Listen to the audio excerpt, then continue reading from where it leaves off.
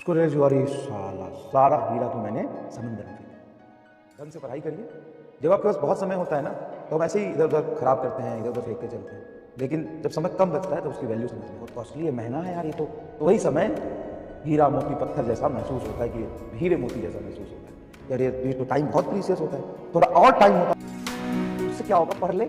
उस जितना धरने में बैठेगा उतना अगर पढ़ लेगा तो काम हो जाएगा। तो कहने का मतलब ये है कि थोड़ा सिंसियर होकर तुम पढ़ो, और मैं भी थोड़ा सिंसियर होकर तुमको पढ़ाता हूँ, है ना। दोनों लोग सिंसियर हो जाते हैं। समय कब है ना, समय बहुत कम है।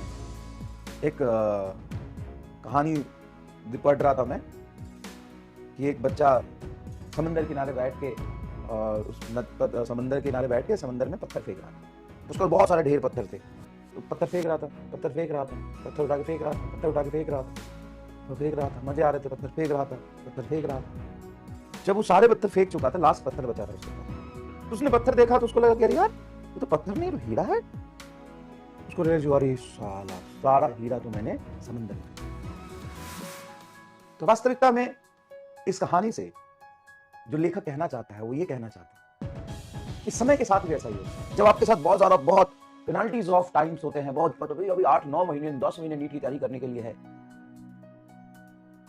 तो हम समय ऐसे इधर उधर फेंकते रहते हैं। कभी इधर फेंक दिया, कभी उधर फेंक दिया, कभी इधर फेंक दिया, कभी इधर फेंक दिया, कभी उधर फेंक दिया, ऐसे ही समय को फेंकते रहते हैं। लेकिन जब समय बहुत कम बच जाता है, लगता है अरे यार अब ये समय तो खरीदा नहीं जा सकता, समय तो बहुत कॉस्टली है, महंगा है यार ये तो वही समय हीरा मोती पत्थर जैसा महसूस होता है, कि हीरे मोती जैसा महसूस होता है। यार ये तो टाइम बहुत प्रीसियस होता है, थोड़ा और टाइम होता तो मैं तो ये कर देता। जब समय बहुत कम बच जाता है तब उसकी वैल्यू समझ। तो ऐसा होता है, ऐसा होता है। Time is very precious.